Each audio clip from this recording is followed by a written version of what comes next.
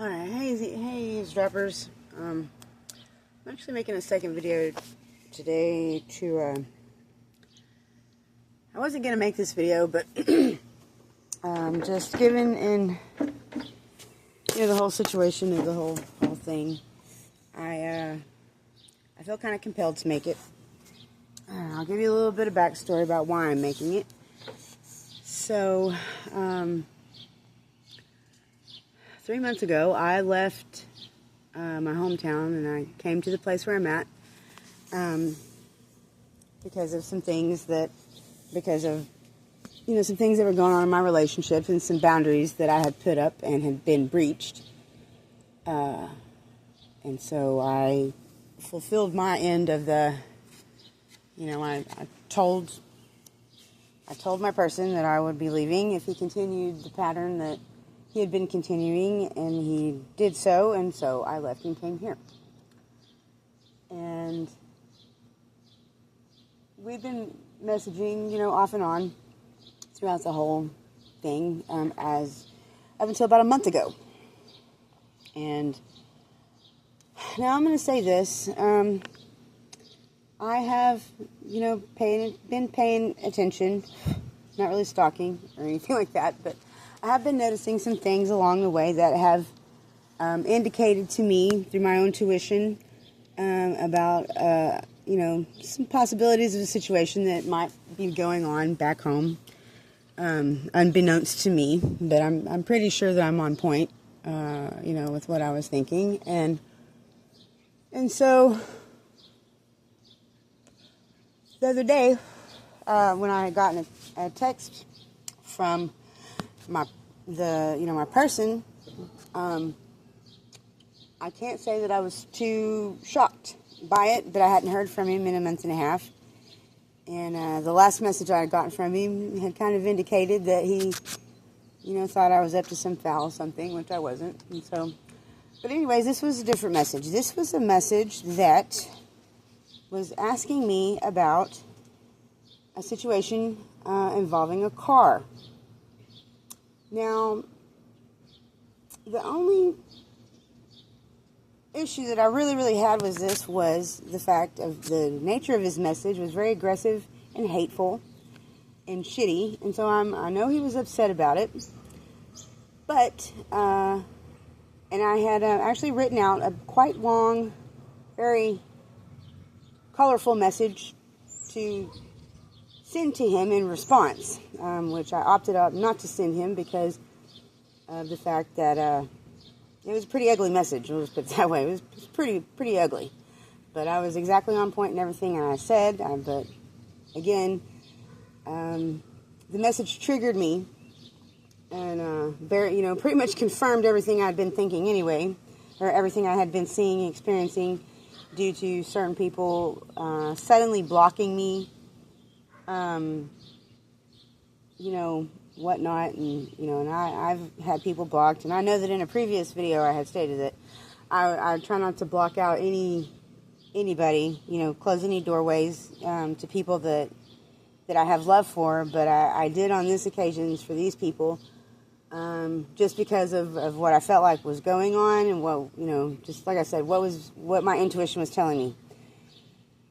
And so I had been blocked, and suddenly I was unblocked, and I had received this message, and it triggered the shit out of me for a couple of different reasons. Like I said, the first one was that it verified, that my intuition was probably on point, and, the second thing is that the subject matter of the message about the car was only, what had happened, it was only known to a couple of people, and there's, I'd come up with a couple of different reasons of why this conversation even came up back home between these two particular people, all right?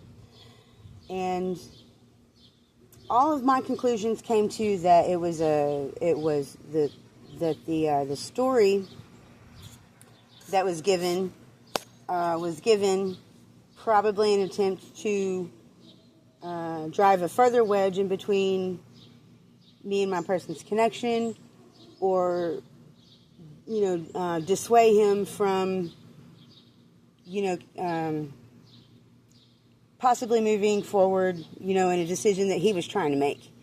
And so, in the last video, I talked about, blocking people's blessings, and this is exactly what I felt like was going on. That the story was probably, rehashed in a manner that was, a half narrative that probably didn't, paint me in a good light or explain my part of the, story at all. And it left my person, probably feeling quite betrayed, and I'm sure that it did. And so whenever he had reached out to me in the message, I just kind of snapped and I vented about the whole thing. And, like I said, I had typed up this long message, and then I just chose not to send him, and then I blocked him back. The reason for this is because, first of all, like I said, the reason for the story of him being told, the person that would have told him about it was somebody who claimed to be a very good friend of mine, that I had done nothing but help and help and help and help and help, despite her continuous complaints and two-faced, behind my back talk about my help, complaining about things that she should have been complaining about, because everything that I did with her was always in an attempt to help her out in her situation. She had several situations going on that, and I did everything that I could to help her out. And, as far as I could see, this girl, I didn't think she had a bad heart. I cared a lot about her. And she was there for me in a pretty horrible time during my life, and I have a lot of love for her. I do. But then upon receiving this message, like I said, it completely just fucking, blew me away. That why in the hell would she be telling him these things, And so, here's my attempt to finally, I guess there's a reason I'm being pulled back again to this past timeline that, I'm completely moved out of. And so, with that, and within, that I really do try to take accountability for everything that I have done that has hurt other people, or, whatever. And there was a lie that was told, and I need to take accountability for that. And so, by me going ahead and taking accountability for it and what I'm about to say, I know, that it's not going to benefit me one way or the other, in any aspect other than, my side of the story will be told, and, everybody can, do what they want with it. And it holds me accountable for the lie, and it also proves the point of why you don't do shit out of spite. And so when I move through life, I really do try to, regardless of what's being done to me, I really, really, really try not to move against anybody out of spite or revenge. I'm usually one to just let karma take care of motherfuckers and let them, let karma deal with it or whatnot. So we're going to start the story at the beginning. So last year, my partner had made arrangements to leave me, to leave the relationship, right? And I knew he was going to do this. However, just like the other times when he had taken off, on me in pursuit of his own happiness, he left me in a pretty bad position. Probably the worst position that he'd ever left me in. I was unable to go to work, and I had dogs to feed, and I had, he didn't leave me he helped me zero with any of it. I had, so I was just kind of left to thug it out on my own. And so after he left, I guess it was 2-3 weeks after he'd left, he'd come back. And at the time that he had come back, I happened to be sitting in our shed talking to this guy that I really didn't feel, The dude was just kind of a sleaze, and I knew he was a sleaze, and that's the reason we were out in the shed talking, because I didn't want him to come in the house. And so you can imagine my surprise when I'm sitting there talking to this guy, and we're actually having a talk about spirituality or whatever. He just got out of jail or whatnot. Like, I don't know. He was just talking to me crazy, and my other friend had brought him over there. He said, I didn't really like this guy at all. So anyways, he burst into, you know, my husband comes into the shed, bursts into the shed, and he is like, you know, just all pissed off, yelling and starts screaming things, and he's asking about where is the key to his car. Okay? And so because he came in so aggressively and all shitty, you know, and, you know, it's just been a couple of weeks since he's left, you know, I mean, I'm still very much in my feelings about him leaving, and you know, and you know, I'm upset, and I have a right to be upset. And so my immediate response was, I don't know where your damn key is, okay? That was a lie, because I did know where the key was. And so he kind of continued to throw things around, cussing me, yelling at me, whatever. And then he left the shed. And so I told the guy that I was talking to, I was like, well, look, you probably better go, because I don't know where this is going to end up. And so I proceeded to leave the shed, and then, you know, of course I'm upset or whatever, but I was actually leaving the shed to go in the house to get the key for him. But as I'm coming out from under the carport, and I'm coming out from under the carport, well, I see a truck in front of the house, and standing next to the truck was the female that, you know, he had been corresponding with for, you know, I know at least a month, had conspired to, you know, leave or whatever, who had been, you know, I'm sure she worked her little bullshit magic, you know, to convince him that leaving and going with her was a better deal or whatever, however that went, it doesn't matter. But, you know, she was very instrumental, you know, as she had been the first, you know, 2 or 3 times, or I think 2 more times before that when he had left. You know, it was just one of those females, you know, she was another one of those girls that would not leave him alone, was always interfering in our relationship in one way or another, or he was, you know, inviting it, however it went, it didn't matter. But anyway, so I come out from under the carport, and here she's standing there with this smart-ass smirk on her face, you know, looking like, you know, looking like she had just won the fucking lottery and snatched the numbers out of my fucking hands. Well, this pissed me off, because for one, this person does not need to be here. It was very disrespectful of him to bring her there. She had no business being there. I mean, no. I mean, there's some things you just don't do, you know, and I mean, of all the disrespectful things that you could do on top of, you already broke my heart, you know, by, you know, basically abandoning me in our life and everything, and acting like that it didn't matter, that I couldn't survive without you, you know, that none of that mattered, you know, and here you've got this disrespectful person sitting here staring at me the way she's smirking at me, and it just rubbed me all fucking wrong. And so in a moment of anger, I decided not to give him the key. Tell him I don't know where the key is. That was very spiteful of me. It was. And so this went on, and then, you know, I'm in my room, and I see her walking back and forth to the shed, and this girl's got no reason to be on my property at all. He's there to get his stuff. That's fine. Get your shit. But she does not need to be there. It was so disrespectful, and just, in every sense of the word, just, I mean, could you slap me in the face any fucking harder, you know? And so for anybody who's ever been, you know, left in their partnership, you know, for somebody that went with somebody else, then you will know how humiliating it is, how embarrassing it is, how angry it makes you. And, you know, what are you going to do? And, you know, so I went inside, and I'm just like, you know what? She don't need to be here. She don't need to be in my shed, da-da-da-da. And plus, this girl has, you know, she's already displayed to me on another situation where she became very fucking hostile with me. And so I was just like, you know what? I'm going to call the cops and have her removed, you know? He can get his stuff, and she can come back and pick him up or whatever. But she needs to get off my property, away from me, you know?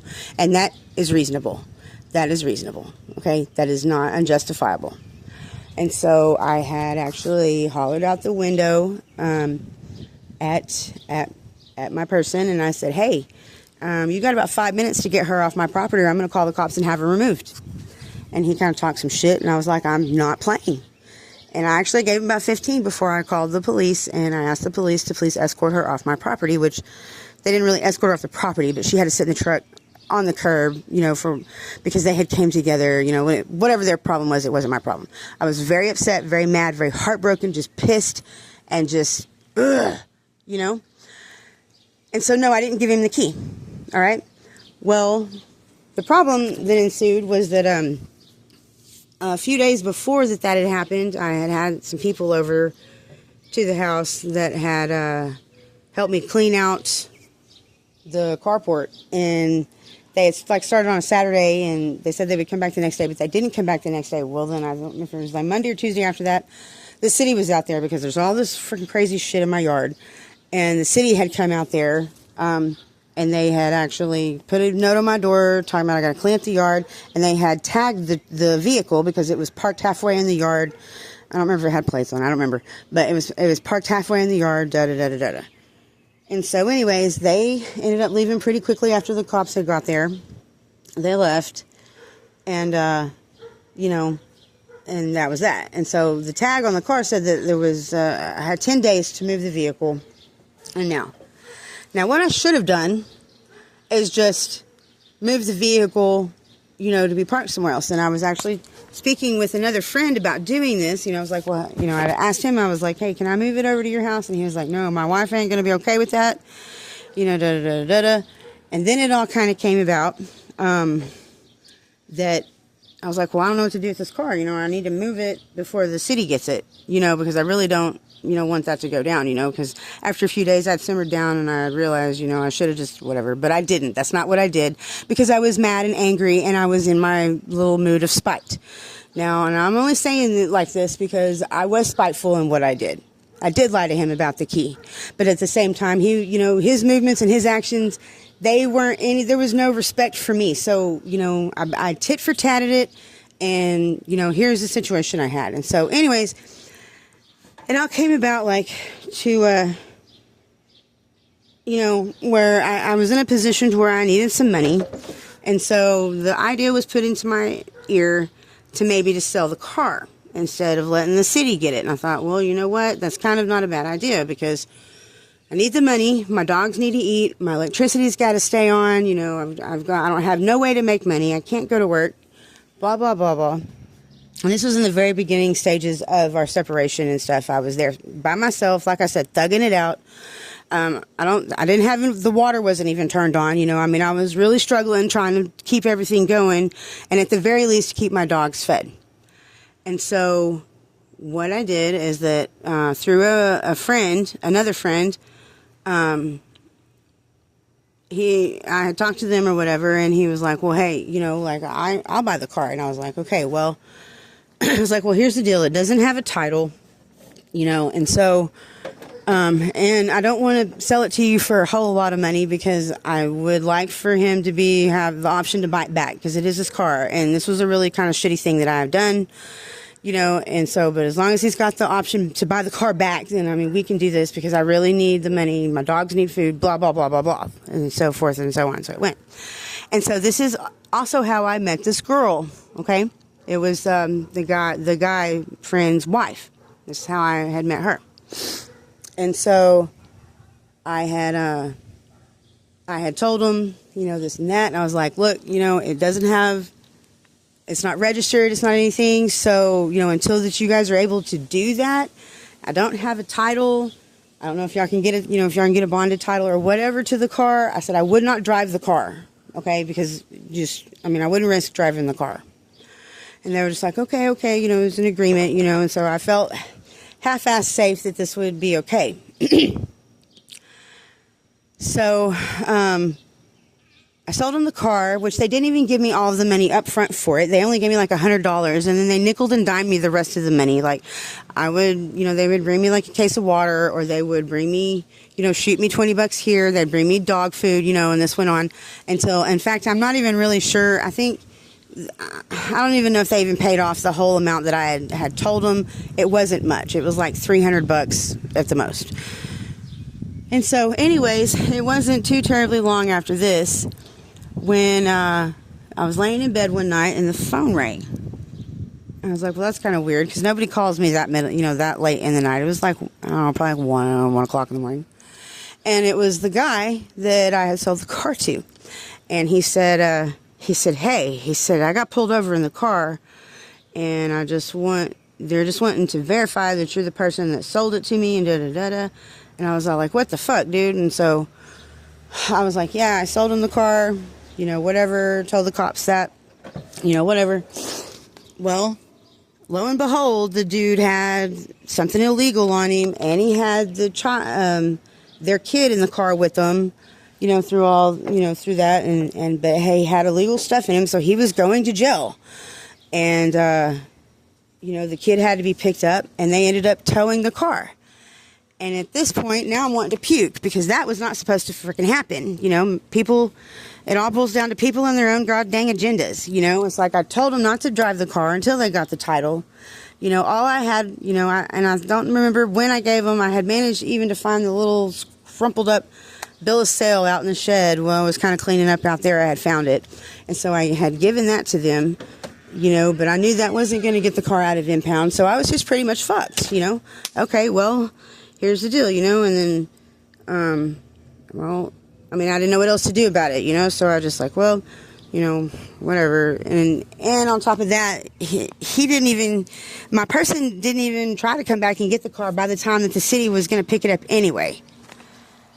And so, anyhow, this goes on, and then throughout the next, 6 or 7 months after this happened, or however long, maybe not quite that long, I don't know the exact maybe time frame or whatever, the girl and the guy that I sold the car to, they split up, and I became really, really good friends with the girl, and I helped her out. I let her move into my house, because at that point, I had started renting my rooms out, and that's how I was keeping the utilities on.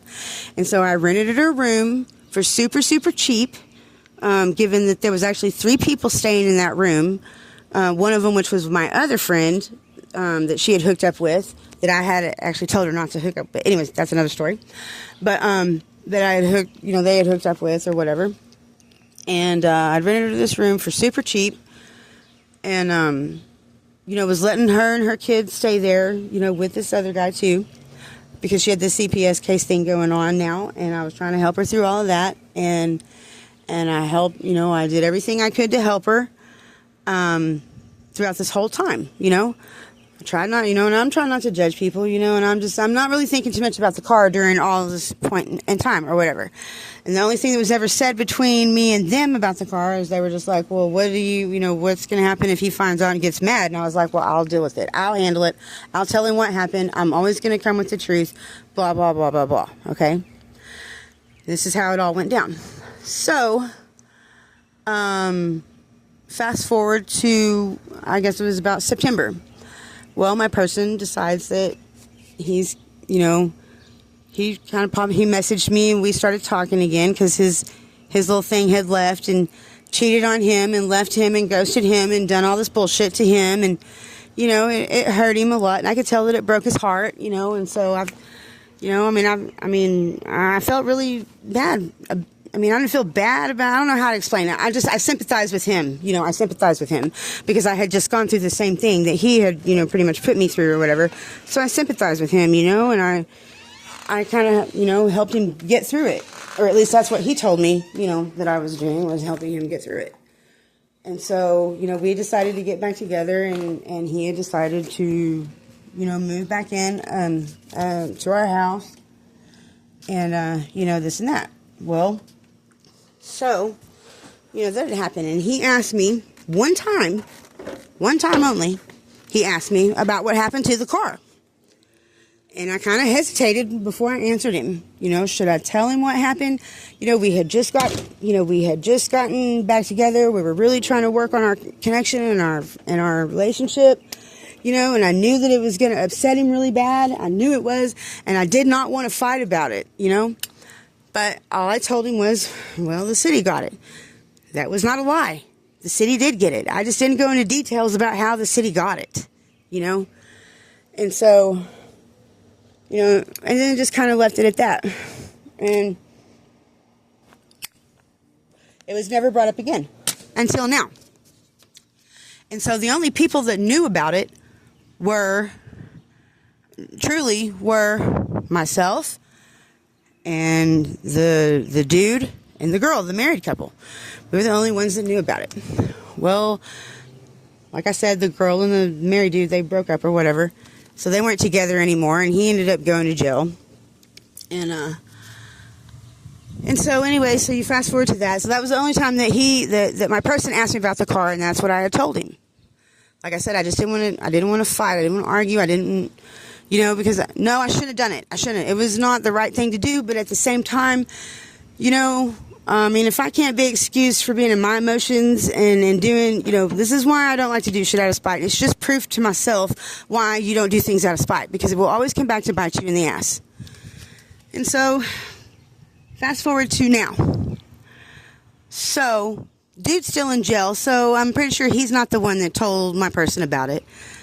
And, so when I received this message, after these past few months of observing things going down and how people are moving, they don't think I know how they're moving back home, but I can tell just because of conversations that were had between me and the girl at one point, and then I was in correspondence also on a pretty regular basis with one of the other tenants, and just some things that were said and mentioned, and that I started putting two and two together, and basically it just kind of sounded like, because me and this girl and my person had actually gotten into a pretty physical altercation. Well, not me, but him and her had gotten into kind of a physical altercation in defense of something. She came over drunk, drunk as hell, and I had kept her keys, trying to keep her from, because I already had one of her vehicles in my driveway that was wrecked, and she was drunk, and I didn't want her to drive, and so anyways, it turned into this big altercation with all this bullshit happening or whatnot, and I was told by my person, that he didn't want her back over there, because of the shit, and he didn't care for her the first time that he had met her. So, with all of this information that I had, I'm just like, why in the fuck was it brought up to begin with? Well, it could only have been brought up for, a couple of different reasons, and I guarantee you none of them was in my defense. In fact, I'm pretty sure it was just told in a manner that was just to tear me down and to, dissuade him from something, or to tell, I don't really feel like there was any honest, good reason why that she told him the story about the car. There wasn't a good reason for it. I can't believe in my mind that there was. And so, my first thought when I seen the message was why in the hell should I even tell? The fact that you're asking me is telling me that I don't really got to tell you shit, basically, was my first reaction. Because you shouldn't even have been having this conversation with her. Why were you having this conversation with her? What was going on that y'all had this conversation? It just smelled like fucking more betrayal and lies and backstabbing shit to me. And not only that, it completely proved to me who I really already thought the girl was to begin with, because I had been watching how she moved around and how she, jumped from person to person, whatever she did. I'm not going to sit here and drive her into the ground. She knows how she moved. I seen how she moved. I knew how she moved, like I said. And so it wasn't that big of a surprise, but I'm not going to say that it was, it was a really low blow. It's real easy to talk about people, or to try to put somebody in a certain light, especially when they're not there to defend themselves. All this is going on while I'm 600 miles away from my house, from that. And so, like I said, there was no good reason. And so I immediately was just like, I ain't got to tell you shit, because it just, the fact that you're asking is in itself is a reason why I shouldn't have to tell him nothing. All right. And so instead of sending the little colorful message I had typed out, I didn't send him anything, and I just blocked him. So after a few days, and this just happened just a few days ago, and so after a couple of days of thinking about it, I kind of went back and forth on whether or not, and I thought, you know what, I'm just gonna put it onto my channel, as an exact reason why you should not move out of spite. And you shouldn't backstab people, and you just shouldn't act like that. You shouldn't do that way, and I've always credited myself and done nothing up, every every situation I've been in, I've always moved correctly, except for this one fucking time, you know? And this one fucking time, well, here it is biting me in the ass.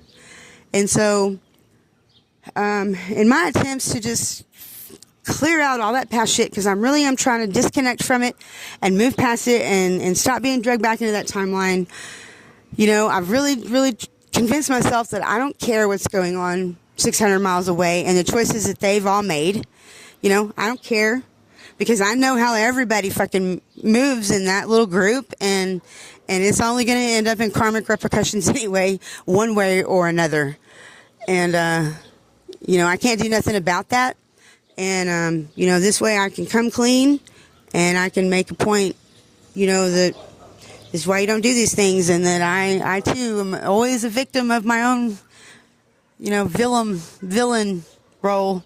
I'm a villain in my own stories, and so this is just another point, you know, and you know, just something to work on and really stick with my gut to just not move out of spite. But it is what it is, and I don't expect it to do anything other than put my story out there, my side of the story of how it happened, and to come clean about the lie that I told, which the only lie I told was technically about the key, and to apologize for, you know, selling the car. You know, I mean, I can make excuses as to why that I sold it, and, you know, they're justifiable excuses, but that still doesn't make them right. You know, when I should have just found somewhere to park the car or whatever, and I didn't do that. So, but it fed my dogs and it kept my lights on for a little bit, and, you know, this and that. And so anyways, so I guess this is me, you know, finally cleaning up the rest of that shit on my end, you know, so that, I mean, I can move forward with my integrity intact, and everybody else can do whatever the fuck they want with the information, because at this point, like I said before, he had made a comment about eliminating, you know, whatever, you know, and I was just kind of like, well, I didn't really count myself in as an option at this point anyway, so it's not benefiting me one way or the other than just to come clean and get right with myself, and you know, whatever it does for him is whatever it does for him. It's not to change his mind or anything other than that, but it is, you know, he is asking me my side of the story, and so there's my side of the story. So, you know, however he takes it, or if he ever listens to it, or ever even hears it, I mean, at least I put it out there, and,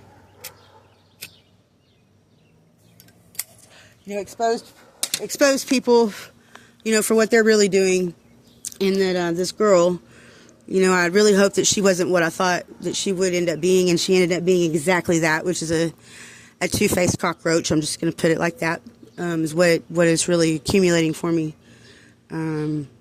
just because I've seen her move, and, well, and then, you know, given what I know about him, you know, it would all fall right in line. So, you know, there's that. So for whoever's eavesdropping on the conversation, whatever they want to do with the information is there it is. And like I said, I really do apologize for shit going down that way. But, you know, just like everybody else, you know, my agenda don't make a shit to nobody else's you know, agendas, and everybody's going to feel how they want to feel about it. And so just know that I never meant to betray anybody, or for it to come out that way, or for it to turn out that way, or for it ever to be used against me when I wasn't there to defend myself against it. You know, putting people's business out there is black magic and blocking blessings, just like I've been talking about. So, but anyways, there it is. And so thank you, all you eavesdroppers out there, for listening. Thanks for listening to me while I talk to myself in the dark.